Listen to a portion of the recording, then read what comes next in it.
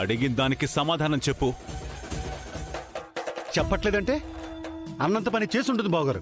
అసలు దీని బొట్టు నేను చేర్పేస్తాను. వెంకట్రావు, నీ ఉసురు నువ్వే తీసుకుంటావా ఏంటి? పేరెంట్ లేదు, ఏం లేదని వెళ్ళిపోమన్నావా? అంటే ఇంట్లో 3 ముత్తైదువులు ఉన్నారు కదా అని. అంతమంది ఎందుకని 3ని వెళ్ళిపోమన్నాను రా. వాళ్ళు మొత్తం వెళ్ళిపోయారు. దానికి నేనేం చేస్తాను? పద్మ ఆపు. ఆద్య శ్రీనుల పెళ్లి జరగడమే నీకు ఇష్టం లేదు. ఇప్పటికీ అదే చెప్తుంది బావగారు. మధ్యలో నీ వత్తేసేంటి? ముత్తైదుల్ని పిలిచి వాయిని ఇవ్వకుండా వెనక్కి పంపిస్తే పాపం తగులుతుందే. కోడల ఆజ్జికి ముత్తైదువుల ఆశీర్వాదం దక్కకూడదనే దీని ఆలోచన. ఆద్య మీద అసూయ ఉండే నువ్వే తనకి మంగళ స్నానం చేయించి ఈ తంతు పూర్తయ్యేంత వరకు అన్ని పనులు నువ్వే దగ్గరుండి చెయ్యాలి. ఇదే నీకు శిక్ష.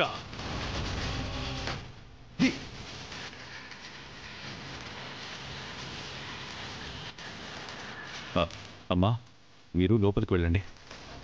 రండమ్మా, రండి రండి. చెప్తుంది కదా, అది ఇక్కడ ఉన్నంతసేపు మనవి ఫంక్షన్ నుండి తప్పించుకోలేమని. అయితే ఇప్పుడు ఏం చెయ్యాలి? నిన్న దాని అమ్మ బాబు వచ్చారు కదా, వాళ్ళింట్లో 16 రోజుల పండగ చేస్తున్నాము, రామలక్ష్మిని శౌర్యని తీసుకువెళ్దామని. దీన్ని అక్కడికి పంపించేస్తే మనం తప్పించుకోవచ్చు. కరెక్ట్. ఏదో ఒకటి చేసి పంపించేసే, లేదంటే మన పెళ్ళైపోతుంది. No way. నీతో పెళ్ళనే ఆలోచనే నాకు లేదు. ఏదో ఒకటి చేసి దాన్నే ఇక్కడి నుంచి పంపించేస్తాను.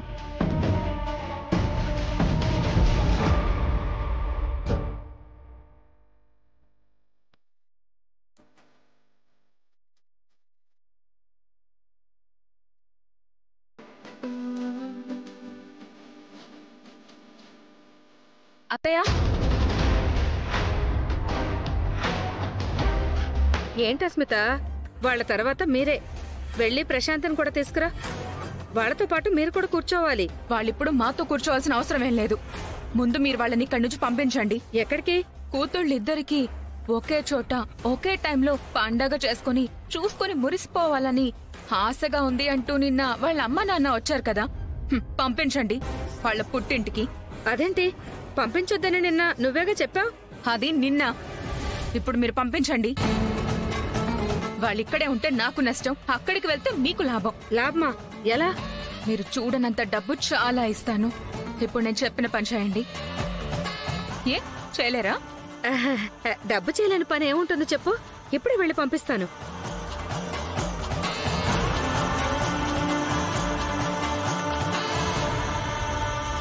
అమ్మా, సమయం ఆసనమవుతోంది. జంటలను వచ్చి పీటల మీద కూర్చోమనండి. రే శౌర్య, ప్రశాంత్, మీ భార్యలు తీసుకుని త్వరగా వచ్చేయండి. సమయం మించిపోతుందంట, పంతులు గారు చెప్తున్నారు. పంతులు గారు పిలుస్తున్నారంట. సరే రండి వెళ్దాం. ఎక్కడికి? కిందకి సార్. మరి అక్కడికి? ముందు కిందకి వెళ్దాం, ఆ తర్వాత అక్కడికి వెళ్దాం. రండి.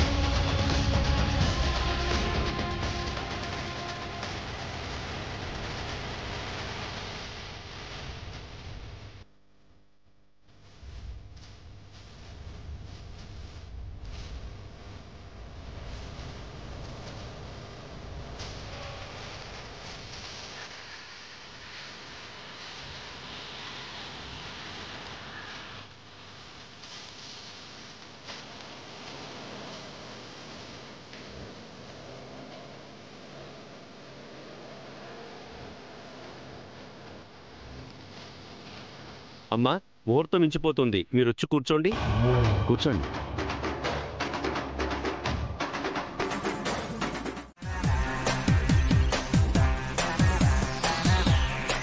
అత్తయ్య,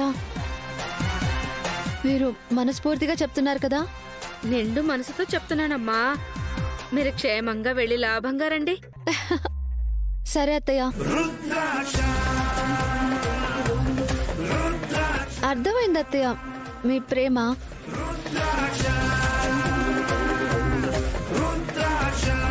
సారీ అన్నయ్య, మనం కలిసి ఫంక్షన్ చేసుకోలేకపోతున్నాం.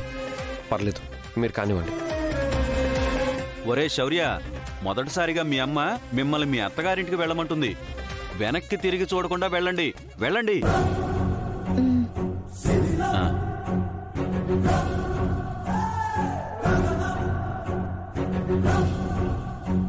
ఫంక్షన్ ఆపడానికి నేను ఇచ్చిన హింట్ని బాగానే ఫాలో అయ్యావన్నమాట. కానీ నిన్నంత తేలిగ్గా ఎలా వదిలేస్తాను? నువ్వు అడుగు బయట పెట్టిన క్షణంలోనే ఈ ఫంక్షన్ ఆపేస్తాను, చూస్తూ ఉండు. అంత అవకాశం నేను నీకు ఇవ్వను కదా. ఇప్పుడే నిన్నిక్కడ ఇరికించే వెళ్తాను.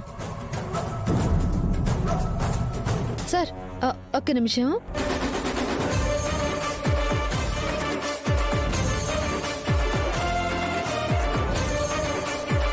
అత్తయ్య, ఏమ్మా? ఇక్కడ కూడా 2 జంటలకి ఎంతో ఘనంగా ఈ ఫంక్షన్ జరిపించాలని మీరు కూడా చాలా ఆశపడ్డారు కదా. కానీ ఇప్పుడు మీరే స్వయంగా మమ్మల్ని అక్కడికి పంపిస్తున్నారు. చెప్తున్నాను కదమ్మా, ఇది కేవలం మీ అమ్మ కళ్ళల్లో సంతోషం చూడ్డానికే. మీరు బయలుదేరండి బయలుదేరండి. రామా, లేట్ అవుతుంది, పద వెళ్దాం. ఒక్క నిమిషం సార్.